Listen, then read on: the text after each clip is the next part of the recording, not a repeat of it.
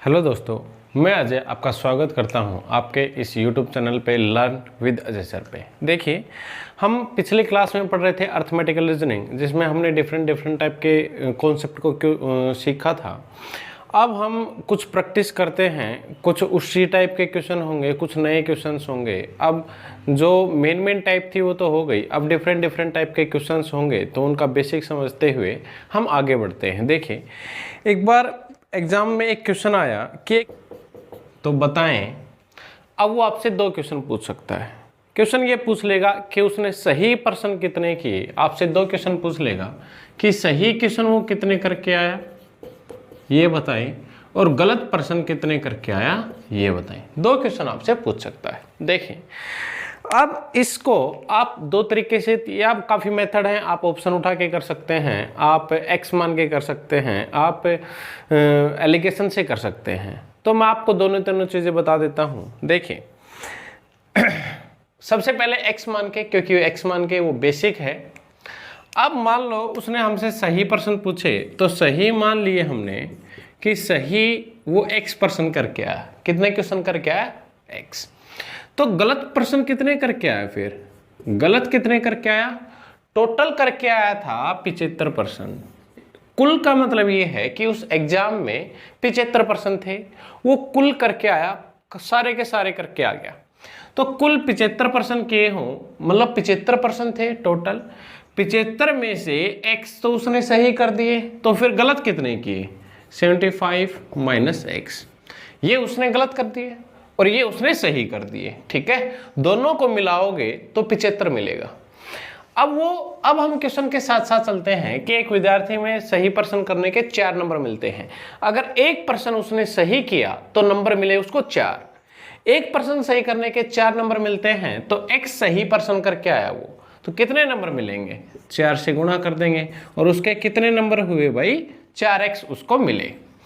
अब गलत प्रश्न करने पर, एक गलत प्रश्न किया तो एक नंबर काट लेगा, तो 75 माइनस एक्स, 75 माइनस एक्स, इतने क्वेश्चन उसने गलत किए तो कितने नंबर कटने चाहिए? एक नंबर कटता है, तो टोटल उसके कटने चाहिए 75 माइनस एक्स। अब जो मिलता है एग्जाम में, जब नेगेटिव मार्किंग होती है, वो ऐसे करते हैं कि जितना हमने प्राप्त किया है, जितना भी हमें मिला नंबर, उसमें से जो गलत किए हैं वो काटता है। जितने भी सही प्रश्न किए उसमें से गलत प्रश्नों के नंबर काट के तब आपको फाइनली नंबर मिलते हैं। तो सही प्रश्न जितने भी किए, जितने भी सही प्रश्नों के अंक हैं, जितने भी गलत प्रश्नों के अंक हैं, सही में से गलत वाले घटाने के बाद आपको फाइनली मिलते हैं। और फाइनली उसे कितने नंबर मिले थे? 125। कितने नंबर मिले थे? 125। अब इस इक्वेशन को यदि हम सोल्व करें तो आपका आ जाएगा 4x माइनस 75। अब माइनस और ये माइनस प्लस का हो जाएगा, x इज इक्वल टू क्या? 125। अब x और ये 4x, कितने x हो गए? 5x minus 75 is equal to 125। अभी माइनस 75 है, अगर उस साइड जाएगा तो क्या होगा? प्लस का। तो 5x इज इक्वल टू, अगर ये ऐड करेंगे तो कितना बनेगा? 200। अब 5 से काट देंगे, तो 5 से काटेंगे तो कितना आएगा? x की वैल्यू है 40। x की वैल्यू कितनी आई भाई अपने पास? 40। अगर x की वैल्यू 40 है, मतलब सही प्रश्नों की संख्या कितनी आई अपने पास? 40। यदि सही प्रश्नों की संख्या 40 आई है, तो 75 में से x की वैल्यू घटाएंगे तो कितना बचेगा? 75 में से 40 घटाएंगे तो कितना बचेगा? गलत प्रश्नों की संख्या आपके पास बची 35। भाई टोटल कितने करके आया था? 75, जिसमें से 40 सही थे और 35 उसके गलत थे। अगर उत्तर की जांच करनी है तो आप करके देख लो। 40% सही करके आया, एक प्रश्न सही करने पर कितने नंबर मिल रहा था? 4। तो 40% सही किए तो कितना मिला उसे? 160 नंबर मिले। इस हिसाब से 160 नंबर। अगर 35 गलत करके आया, एक गलत करता है तो एक नंबर कटता है, तो 35 गलत करके आया तो कितने नंबर कटने चाहिए? 35। अब जो मिले हैं, जो भी प्राप्त अंक हैं, उसमें से नेगेटिव वाले घटाएंगे, उसमें से नेगेटिव वाले 35 घटाएंगे तो कितने मिलेंगे? 125, जो कि हमारा सही है। Hence prove. इस प्रकार से हम प्रूव भी कर सकते हैं। दूसरा मेथड है ऑप्शन उठा के। देखें कैसे। मान के चलें, ये तो था बेसिक मेथड, बिल्कुल बेसिक। आप ऐसे समझ सकते हैं इसको आसानी से। दूसरा, अगर हम ऑप्शन से करें तो ऑप्शन से कैसे कर सकते हैं इस प्रकार के सवालों को, देखिए आपसे पूछा गया है लास्ट में सही पर्सन कितने हैं। आपके पास ऑप्शन मिलेंगे, ऑप्शन नंबर ए है 35, ऑप्शन नंबर बी है 38, ऑप्शन नंबर सी है 40 और ऑप्शन नंबर डी है 42। ये है आपके पास ऑप्शन। तो आप इस प्रकार से देखेंगे, मान लो आपने पहला ऑप्शन उठाया, सही पर्सन यदि 35 किए हैं, सही पर्सन यदि 35 किए हैं तो गलत पर्सन कितने करके आया, फिर बताओ। टोटल तो 75 थे, तो गलत कितने करके आया, 40। अब देखें, एक पर्सन सही करता है 4 नंबर मिलते हैं, तो यहाँ पे कितने नंबर मिलेंगे, 4 से गुणा करेंगे तो 140। कितने नंबर मिलेंगे, 140। अब एक पर्सन गलत करता है तो एक नंबर कट जाता है, तो 40% गलत करके आया, कितने नंबर कटने चाहिए, 40। अब देखिए माइनस करके क्या उसको 125 नंबर मिल रहे हैं लास्ट में। 140 में से 40 गए तो उसको मिलेंगे 100 नंबर, लेकिन हमें 100 नंबर नहीं चाहिए, हमें कितने चाहिए, 125 नंबर, जो कि हमारा गलत है। अब ऐसे ही 38 ऑप्शन उठाएंगे, अगर यहाँ पे 38 करेंगे तो यहाँ पे क्या बचेगा, फिर बताओ, 37। कितना बचेगा, 37 बचेगा। तो इस प्रकार से करेंगे, तो यहाँ पे गुणा करेंगे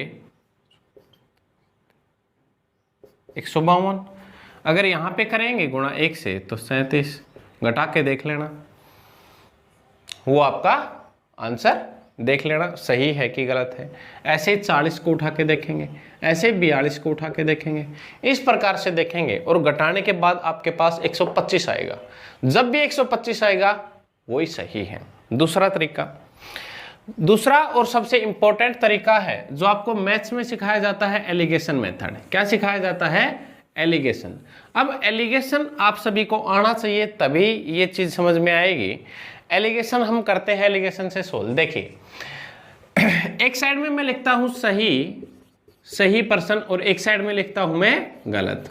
अगर मान के चले, अगर वो 75% करके आया टोटल, अगर वो 75 के 75% सही कर देता तो उसको कितने नंबर मिलने चाहिए थे भाई, कितने नंबर मिलते बताओ। 4 से गुणा करेंगे, इसको 4 से गुणा करेंगे तो कितना आएगा, उसको मिलते सर 300 नंबर। अगर वो 75 के 75% सही करके आ जाता तो उसको कितने नंबर मिलते, 300। ये मिलने वाले नंबर हैं। दूसरी बात, यदि ये 75 के 75% गलत करके आ जाता तो उसको कितने नंबर मिलते हैं, सर वो नेगेटिव में चला जाता और कितने नंबर मिलते उसको, -75। कितने नंबर मिलते, -75। लेकिन उसको कितने मिले, 125। आप सभी ने एलिगेशन तो पढ़ी रखा होगा, बड़ी वैल्यू में से छोटी वैल्यू पर घटानी है। तो 300 ऐसे घटाते हैं ये तिरछे में, तो 300 और 125 में बड़ा क्या है, उसी में से घटा लो। 300 बड़ा है सर, तो 300 में से 125 गया तो कितना बचेगा, 175। अब ऐसे घटाना है। अब 125 में और -75 में बड़ा क्या है, 125। तो 125 में से और क्या घटाना है, 75 घटाना है, तो माइनस माइनस क्या हो जाएगा, प्लस हो जाएगा। 125 और 75 कितना आएगा, 200। अब ये रेशियो लेके आएंगे हम दोनों, ऐसा एक नंबर देखो जिसे ये दोनों कटे, देखें 25 8 200, 25 7 175, ये आ गया रेशियो। यदि अपने पास 8% सही है तो 7% क्या करके आया, वो गलत भी करके आया है। इस हिसाब से 8% सही और 7% गलत, इस हिसाब से कितने करके आया वो टोटल, 15। भाई 8 सही करके आया, 7 गलत करके आया, तो 8 और 7 15, सही और गलत दोनों को मिलाएं तो कितने % करके आया, 15। कितने करके आया, 15। लेकिन क्वेश्चन कह रहा है 15 नहीं करके आया, कितने करके आया था, 75। तो जो 15 यूनिट है उसकी वैल्यू दे दी 75। अगर 15 यूनिट की वैल्यू 75 है तो 1 यूनिट की वैल्यू क्या आएगी, 1 यूनिट की वैल्यू क्या आएगी भाई, 5। और 1 यूनिट की वैल्यू 5 है तो इस 7 यूनिट की वैल्यू क्या होगी, इस 7 यूनिट की वैल्यू होगी 35। इस 7 यूनिट की वैल्यू क्या होगी, 35। और इस 8 यूनिट की वैल्यू क्या होगी फिर, 40। ये आए अपने पास सही और ये आए अपने पास गलत। गलत पर्सन 35, सही पर्सन 40। आप एलिगेशन से भी कर सकते हो इस तरीके के क्वेश्चंस को। ये चीजें समझ में आई या नहीं आई? सबसे पहले तो मुझे ये बताओ। मैंने आपको बेसिक मेथड बताया, ऑप्शन रख के कर सकते हो आप, एलिगेशन से कर सकते हो, आपकी मर्जी है, आप किसी भी तरीके से करो। अब एक और क्वेश्चन लेते हैं, अच्छा सा क्वेश्चन। ये क्वेश्चन इसलिए इंपॉर्टेंट है क्योंकि ये क्वेश्चन काफी बार एग्जाम्स में आ लिया, रिपीट हो लिया और आगे भी रिपीट होगा, और जो एग्जामिनर है वो इसका डाटा भी चेंज नहीं करता, सेम आएगा। 4 नंबर मिलते हैं, 1 नंबर काट लिया जाता है। 75% करके आया 125 नंबर। तो ये कई बार का रिपीटेड क्वेश्चन है, इसलिए मैंने आपको करवा दिया है। आगे देखें एक और क्वेश्चन इसी टाइप का।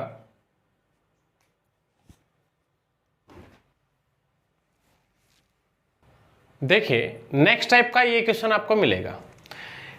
अब क्वेश्चन को ध्यान से देखें, मैं आपको क्वेश्चन समझा देता हूं क्या कह रहा है क्वेश्चन। क्वेश्चन ये कह रहा है कि कुछ संतरे 40 बच्चों में बराबर बराबर बांटे गए हैं। 40 बच्चे थे, कुछ संतरे बांटे गए हैं, लेकिन बांटे गए हैं इक्वल इक्वल। हमें संतरों की संख्या नहीं पता और ये भी नहीं पता कि कितने कितने बांटे गए हैं। अगर ये पता हो कि कितने कितने बांटे गए हैं तो भी हम टोटल निकाल सकते हैं।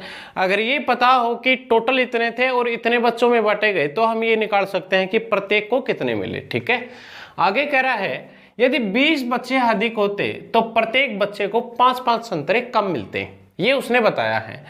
अगर 20 बच्चे और आ जाए कहीं से तो जो 40 बच्चे बैठे हैं, जो 40 बच्चे हैं उनको 5-5 संतरे कम मिलते। वो ये बात उसने कही है। फिर कह रहा है बताओ प्रारंभ में जब शुरू में कितने संतरे थे।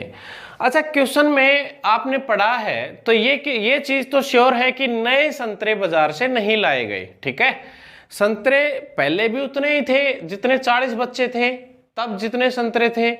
जब 20 बच्चे और आ गए तब भी संतरे उतने ही हैं। मार्केट से नए संतरे नहीं लाए गए। अगर नए संतरे लाए गए होते तो 5-5 संतरे कम नहीं मिलते। 5-5 संतरे कम थोड़े ना मिलते।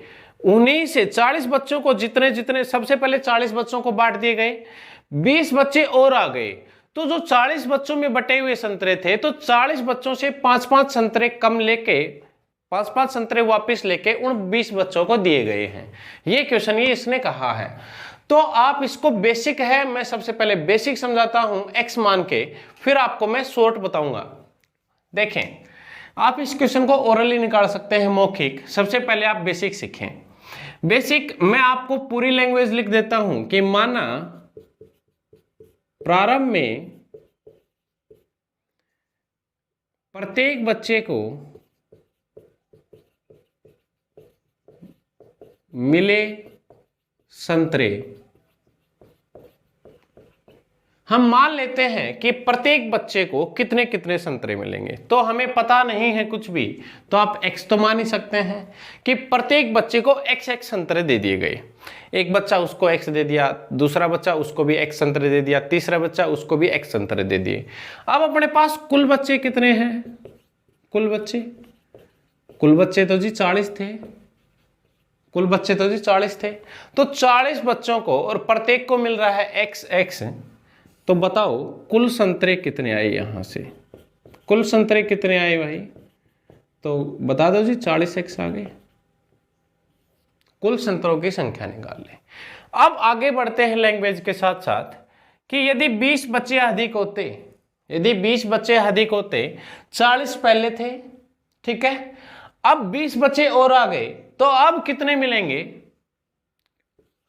अब कितने बच्चे हो गए? 60 बच्चे हो गए। ठीक है, अब 60 बच्चे हो गए। एक बात, दूसरी बात पकड़ते हैं हम कि प्रत्येक बच्चे को पहले से 5-5 संतरे कम मिलते हैं। तो पहले कितने मिल रहे थे? x। अब कितने मिलेंगे प्रत्येक बच्चे को? x-5, दूसरे बच्चे को भी x-5, तीसरे बच्चे को भी x-5। तो प्रत्येक बच्चे को कितने मिल रहे हैं? x-5। एक बच्चे को x-5 मिल रहे हैं तो 60 बच्चों को फिर कितने मिलेंगे भाई? एक बच्चे को मिल रहे हैं x-5। 60 बच्चों में हमने पता करना है तो 60 बच्चों में हम पता कर देंगे। और जब ये गुणा होगी, एक बच्चे को इतने संतरे मिले तो 60 बच्चों को कितने संतरे मिले? 60 गुणा में x-5, ये हो गया। तो ये जो संख्या आई है टोटल, ये भी क्या आई है? हमारी कुल संतरे। भाई ये भी क्या आएगी? कुल संतरे हैं। आप ये चीज समझ पाए कि नहीं? देखिए मैं दोबारा से रिपीट कर देता हूं। 40 बच्चे अपने पास पहले से थे, 20 बच्चे और आ गए, टोटल हो गए 60 बच्चे। एक बच्चे को मिल रहे हैं x-5। x-5 कहां से आया कि पहले से 5-5 संतरे कम मिल रहे हैं। पहले मिल रहे थे एक बच्चे को x, पहले से 5 मिलेंगे, मतलब x में से 5 घटा के मिलेंगे x-5। एक बच्चे को मिलेंगे x-5, एक बच्चे को x-5 संतरे मिल रहे हैं, तो 60 बच्चों को कितने मिलेंगे? हम गुणा कर देंगे, और जैसे ही गुणा होगी एक बच्चे के संतरे, ये 60 बच्चों के संतरे टोटल आ गए, और टोटल संतरे आ जाएंगे। फिर ये भी टोटल संतरे हैं और ये भी टोटल संतरे हैं। टोटल संतरे तो इक्वली होने चाहिए ना, हम मार्केट से तो नए संतरे लेके ही नहीं आए। तो ये भी टोटल संतरे हैं, और 60 गुणा में x-5 ये भी क्या है? ये भी टोटल संतरे। तो ये संतरे और ये संतरे तो भाई बराबर होने चाहिए ना भाई, ये संतरे और ये संतरे तो बराबर होने चाहिए। अब इस इक्वेशन को हम सोल्व कर देंगे। 40x = 60x minus 300। अब ये 60x इधर आएगा तो कितना बचेगा? 20x = माइनस का 300, माइनस से माइनस कैंसिल, 0 से 0 कैंसिल, 2 से काटेंगे तो 15। x की वैल्यू कितनी आई? x की वैल्यू आपकी आएगी 15। अब x की वैल्यू 15 है, मतलब शुरू में प्रत्येक बच्चे को कितने कितने संतरे मिल रहे थे? 15-15। एक बच्चे को संतरे मिले 15, तो 40 बच्चों को कितने मिले?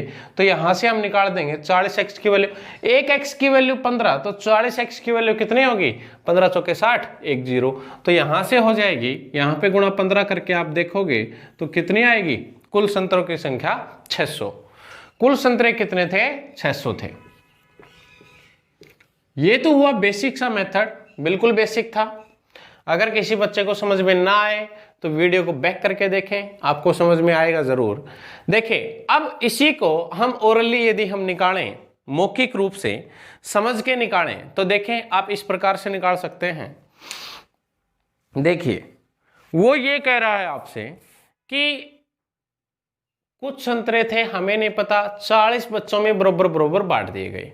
यदि 20 बच्चे और आ जाएं तो फिर 5-5 संतरे कम मिलेंगे सभी बच्चों को। अब 5-5 संतरे वापस लिए गए हैं, 5-5 संतरे वापस लिए गए हैं।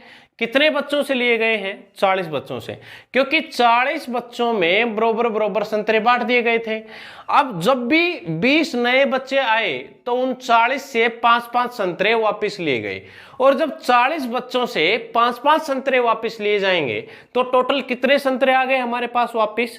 40। एक बच्चे से 5 संतरे लिए गए हैं तो 40 बच्चों से आ गए 200 संतरे। अब 200 संतरे उन 40 बच्चों से लेकर और किन को दिए जाएंगे? उन 20 बच्चों को, जो 40 बच्चों से 5-5 संतरे वापस लिए, तो अपने पास 200 संतरे हुए, और ये 200 संतरे किन को दिए जाएंगे? उन 20 बच्चों को दिए जाएंगे। और 20 बच्चों को दिए जाएंगे तो एक बच्चे के कितने आएंगे? एक बच्चे के हिस्से में आएंगे 10 संतरे। एक बच्चे के हिस्से में कितने आएंगे? 10 संतरे। अब प्रत्येक बच्चे के पास इक्वल हैं, बच्चे 40 पहले थे, 20 और आ गए तो 60 हो गए। एक बच्चे के हिस्से आ रहे हैं 10 संतरे, तो 60 बच्चों के हिस्से कितने आएंगे? 60 बच्चों के हिस्से कितने आएंगे? हम गुणा कर देंगे किससे? 60 से। तो यहां से आप डायरेक्ट आंसर निकाल सकते हो 600। ये था ओरली मौखिक मेथड कि 40 बच्चों से, मैं एक बार रिपीट कर देता हूं कि 40 बच्चों से 5-5 संतरे वापस लिए गए, 200 संतरे हमारे पास वापस आ गए। 200 संतरे हमने दे दिए 20 बच्चों को, तो एक बच्चे के हिस्से आएंगे 10। एक बच्चे के हिस्से 10 संतरे आ रहे हैं तो 60 बच्चों के हिस्से कितने आएंगे? 600। तो ये होगा शॉर्ट ट्रिक। अपने माइंड से हमने क्वेश्चन को देखा, पढ़ा और उसका निचोड़ निकाल के हमने ये बता दिया। ठीक है, नेक्स्ट क्वेश्चन की ओर बढ़ते हैं। एक बेहतरीन सा क्वेश्चन आपके सामने, देखिए ये क्वेश्चन है आपके सामने, एक बहुत ही अच्छा क्वेश्चन है। जब ये क्वेश्चन एग्जाम में आया था तो लगभग बच्चे गलत करके आए थे। ठीक है, क्योंकि आसान क्वेश्चन है लेकिन वो कहीं ना कहीं एक मिस्टेक कर गए छोटी सी। तो आइए समझते हैं। आप पहले निकाल के देख सकते हैं वीडियो को पॉज करके, और अब मैं आपको समझाता हूं। सबसे पहले क्वेश्चन को समझते हैं, क्वेश्चन क्या है।